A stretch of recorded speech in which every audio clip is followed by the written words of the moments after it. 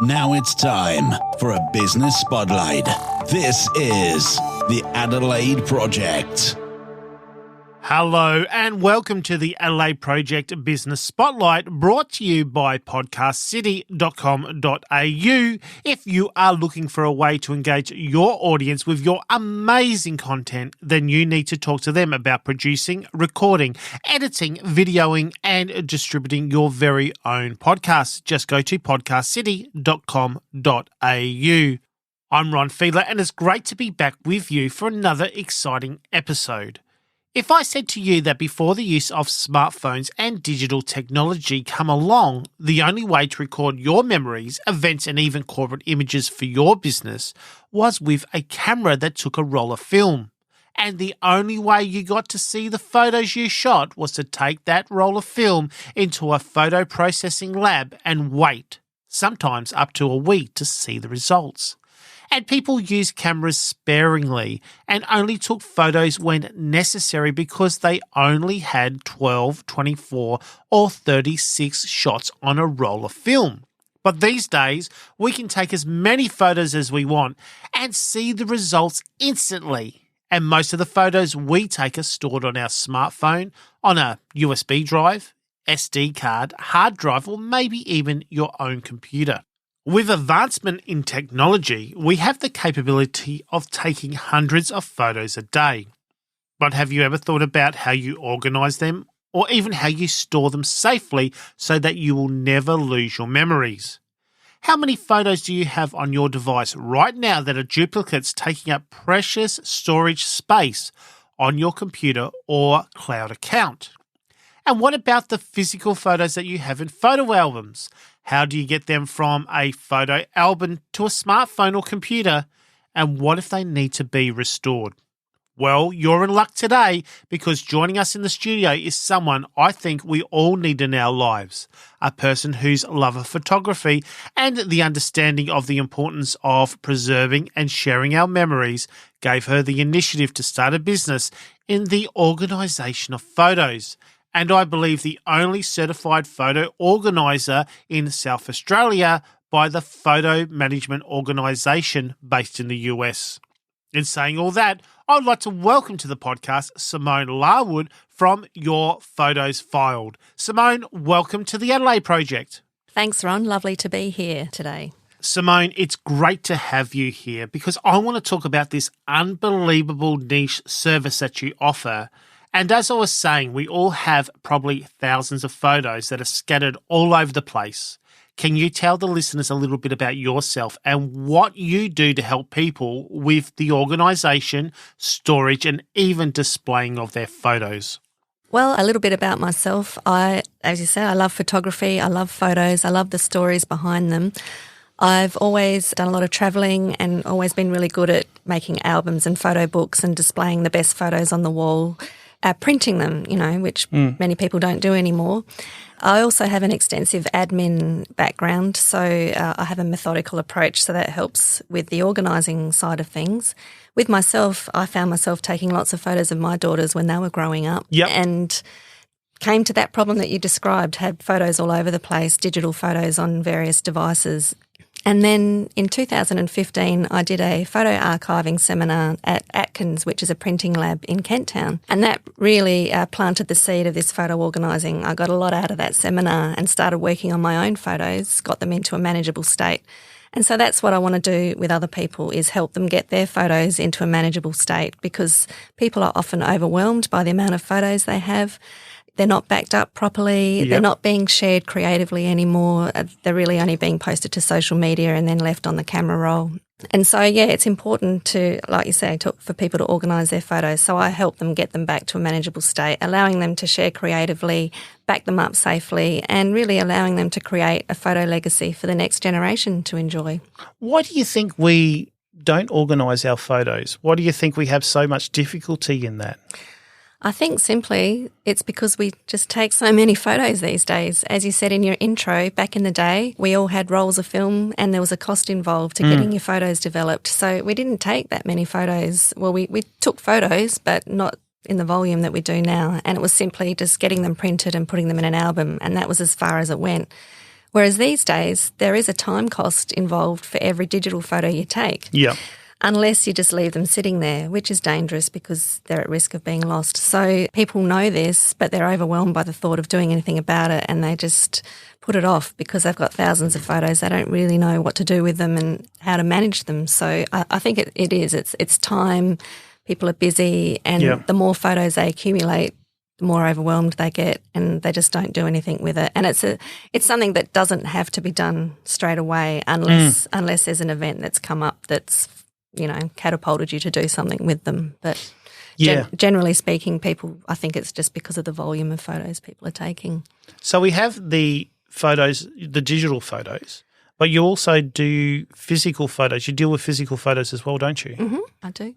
So with those physical photos, what can you do with them? I've got them in my photo album. I may have them up on the wall, and maybe they're a bit tatty because they're old and they've got a bit of sunlight exposure, or I might have photos, say, of great-grandpa and great-grandmother that's being passed down, but, there's parts missing in it and all. What can you do with those? So with printed photos, people like to keep them in the albums. One thing I will say is those old magnetic type albums, they do speed up the deterioration process, so you really should get them out of those albums. Wow, I didn't know that. But there is a process involved in organising your printed photos, and that was developed by a lady in the US called Kathy Nelson, and she's actually the founder of the Photo Managers, the association that I belong to. Okay. And so she's written books about photo organising. Yeah, there is a process. I won't go into it now because it would take too much time, but basically, if you're thinking of scanning your printed photos, you really need to organise them first, because you don't want to scan every single photo that you have. You only want to scan those photos that tell the story of your family. So it's really good to organise them and sort out the ones that you do want to scan. Yeah. And so, it's really important to do that first. And the first step in it is to gather everything. Like you said, you've got them in frames, in albums, you've got them loose in drawers, in boxes. Get them all together, go through the organising process, and then scan those really top-notch best photos that you want to keep for future generations.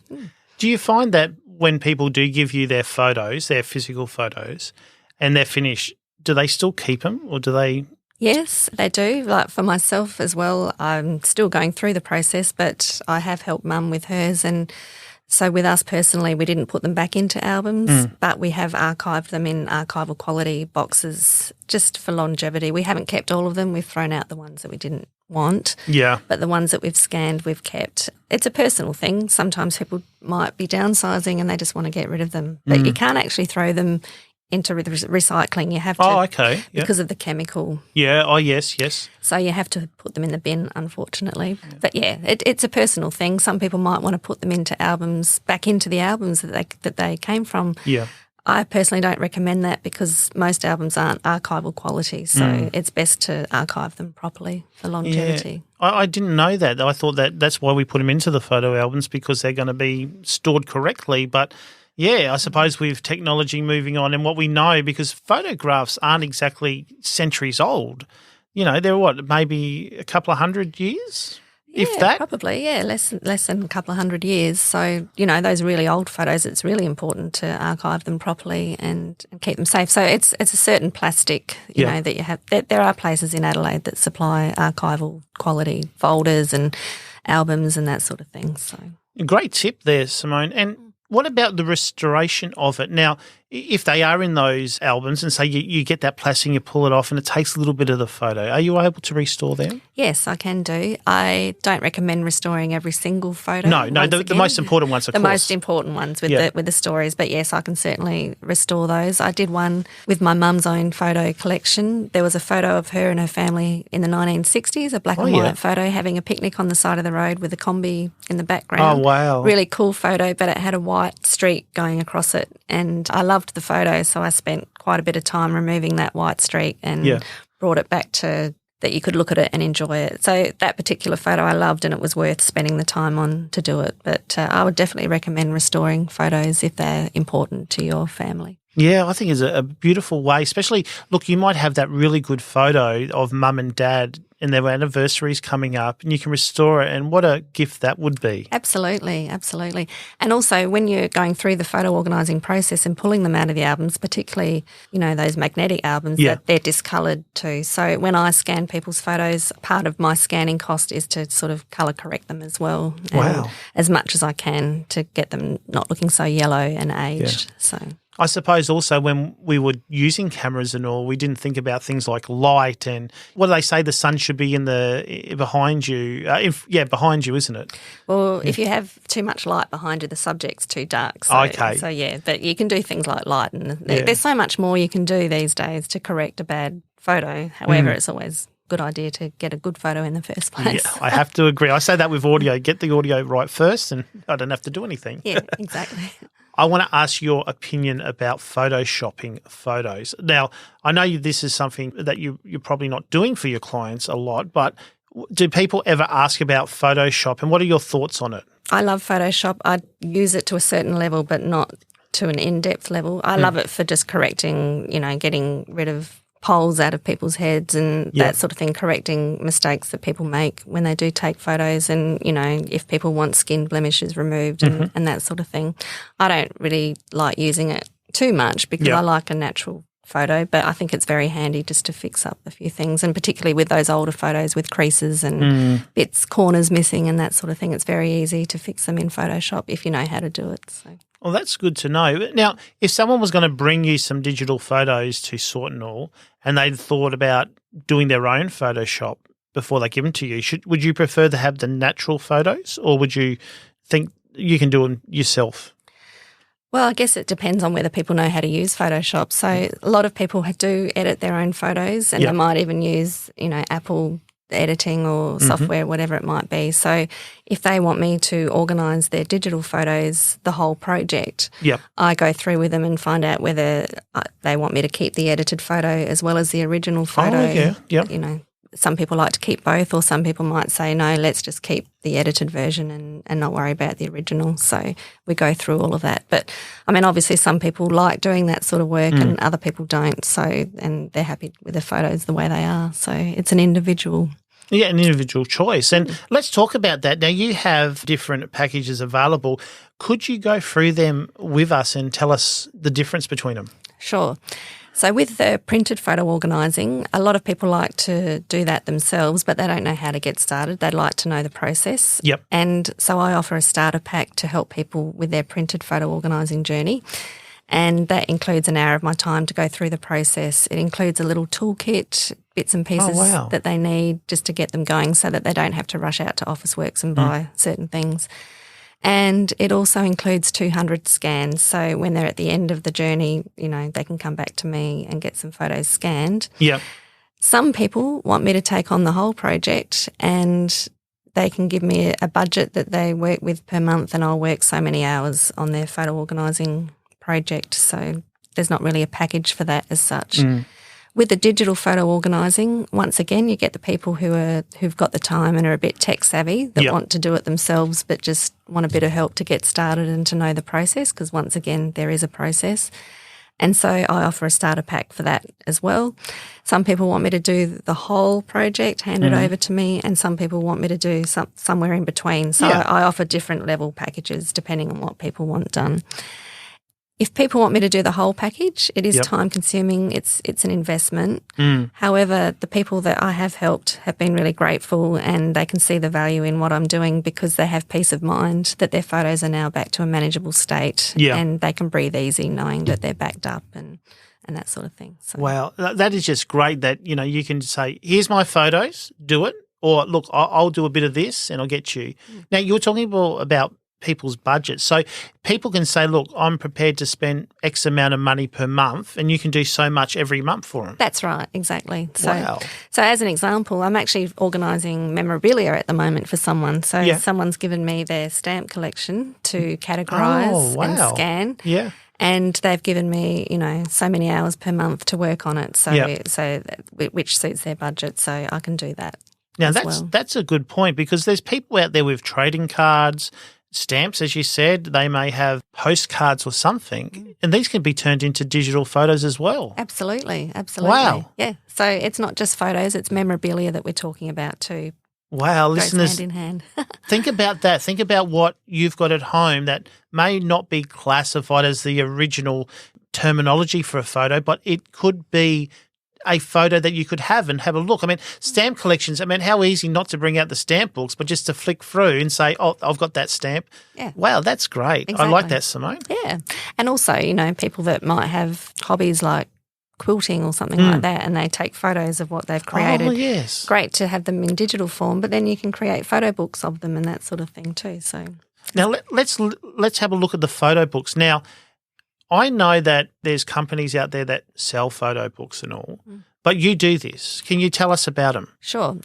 I love photo books. I love designing my own photo books, and I'm passionate about getting photos into printed form, and these days it is photo books.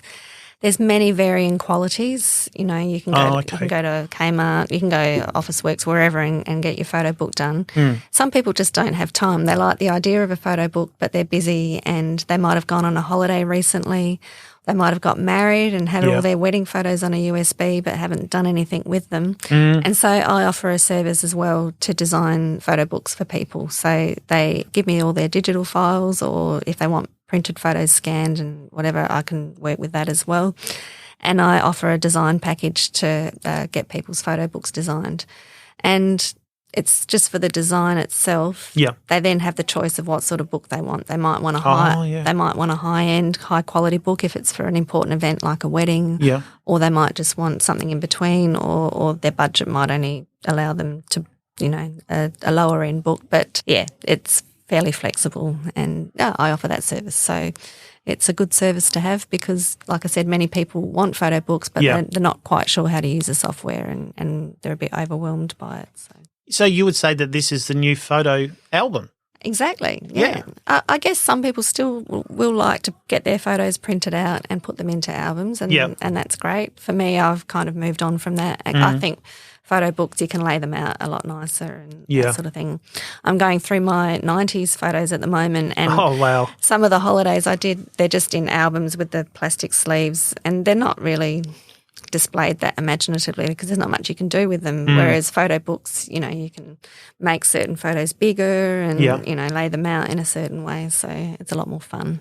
What about digital frames out there? Are you able to put something together that they may be able to put on a USB or a SD card and put them on these digital frames? Sure, I can help people set up digital photo frames, and they're a lot better quality now than what they used to be a few years ago. I've got one in my house, and of course, and they're great because you just stop all of a sudden and just look at photos, and I think they're really great. And these days you can do it all over the internet as well. So so some people, they might have their parents living overseas, and they can just email their parent photos of their grandchildren directly to the photo frame. So there's that sort of capability these days. That's amazing, and what a thing to have. Give your parents that picture frame, that living overseas, get you to put them together, and then they can just put it on there. Yeah, exactly. You do it awesome.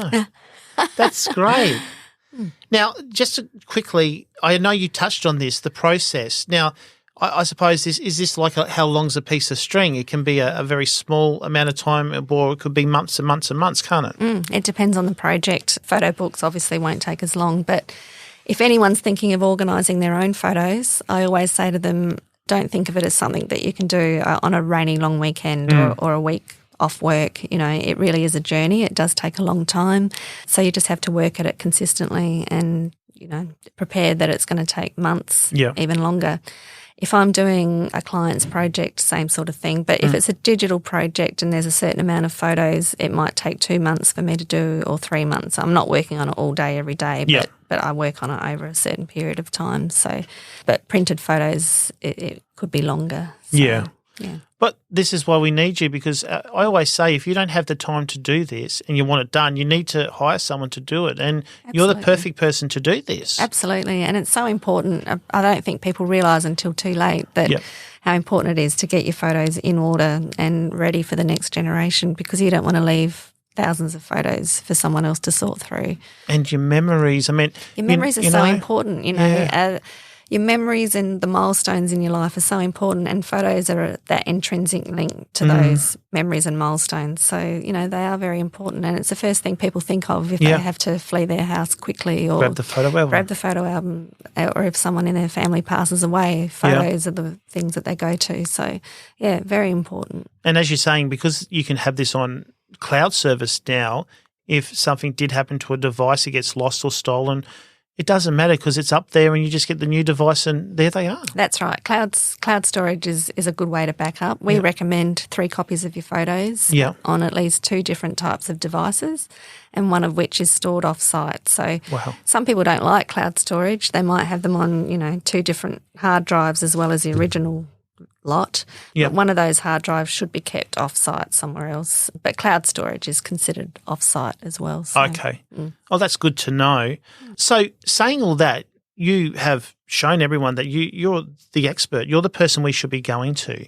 What sets your skills apart from, say, an app on a phone or one of these Snapfish or something like that does these off-site? Why should we come to you? Well, apps on phone, you're right. There are many apps available to organise your photos, etc. And if you're tech savvy and you have the inclination to do it and the time, well, that's great. But there are many gaps in that as well because you might not have photos just on your phone. You might have them in other places as well, like we've talked about, on CDs, on USBs, etc. So before you can use those apps, there's a bit of work involved to get everything ready to use an app. Yeah.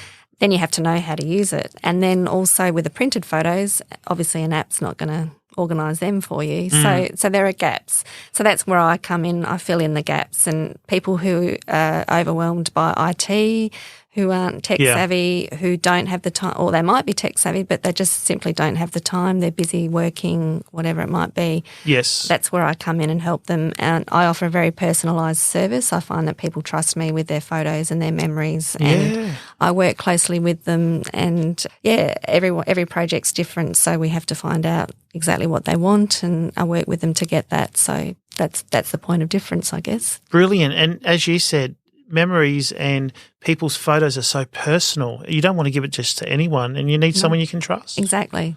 That's exactly right. So, that's me. Well, that's great. And you've recently just moved into a new studio at a Prospect. Tell us about that. Yes. So I was working from home up until late last year, which was great, except that if I had clients come over, it wasn't the ideal place.